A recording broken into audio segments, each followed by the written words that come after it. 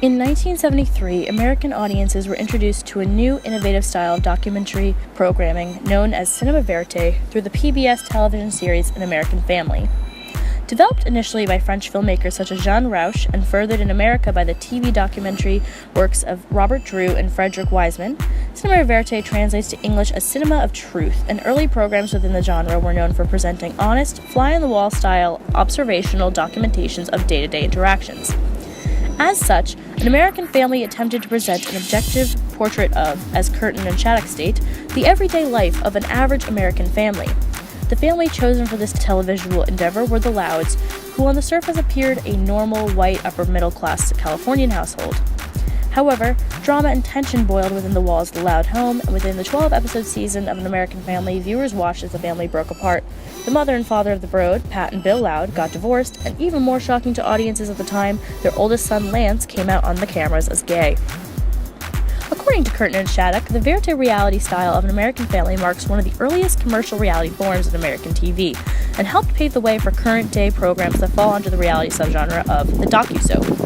Docusoaps of today are similar to An American Family in their fly-on-the-wall camera techniques and observational style, which Curtin and Shattuck note typically feature no narrator or interviews and let the footage speak for itself.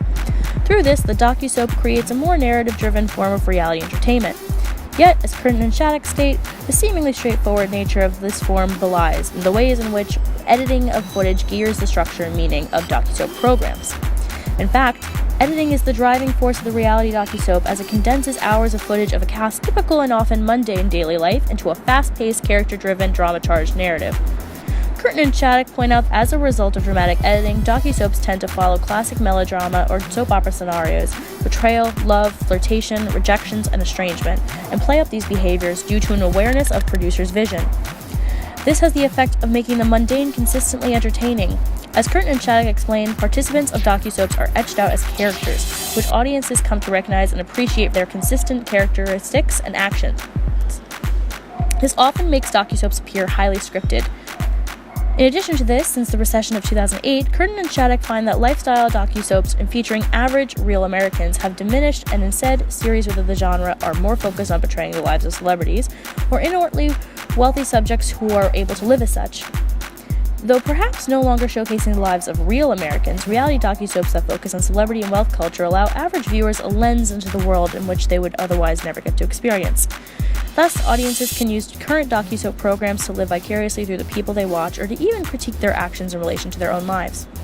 Considering this, let's look at the docusoap in relation to Jane Furr's conception of genre theory, which breaks down the study of genre into three different parts: aesthetic, ritual, and ideological. Sphere states, the aesthetic approach includes all attempts to define genre in terms of a system of conventions, and attempts to assess whether an individual work fulfills or transcends its genres. This puts the docusoap as a subgenre in conversation with the reality genre as a whole. While the docusoap maintains major generic reality traits such as unscripted narrative and observational camera style, it also differentiates itself within this generic category through its heightened emotional tone, tight-knit cast of characters, and Hollywood-style narrative. In the case of the reality docusoap, perhaps the most recognizable current aesthetic example would be The Real Housewives of Orange County. Premiering on Bravo in 2006, The Real Housewives of OC focuses on the daily lives of a cast of wealthy heterosexual women. Each season, hours of footage of the women's daily actions are edited together to create a narrative full of explosive emotions and heightened drama. The Real Housewives of OC has also sparked a series of spin-offs that focus on the women in different cities, such as New York, New Jersey, and Atlanta. Each city presents an array of cultural differences in terms of race and ethnicity, allowing for diversity within the Real Housewives franchise. However, in terms of class, the women on each of the shows are within the same affluent bracket. While the aesthetic approach to genre examines programs on the surface, Furr defines the ritual approach as seeking genre as an exchange between industry and audience, and examines the ways in which programs speak with the culture they reside in. While The Real Housewives has been promoted by a viewing culture that endorses affluence and upward mobility, other lifestyle docusoaps have rejected that culture in favor of presenting another spectrum of life. For instance, MTV's Jersey Shore follows the antics of a group of young, middle-class New Jersey residents as they party their way through the summer on the beach. Unlike the Housewives series, which celebrates wealth, Jersey Shore seems to celebrate youth and the ability to have fun without great funds. In this way, it appears the docusoap works ritually in different ways depending on the program.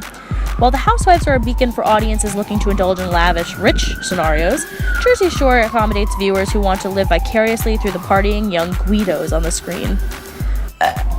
Finally, we can also examine the docusoap from the ideological approach, which viewer states views genre as an instrument of control and programs as serving to reproduce the dominant ideology of the capitalist system.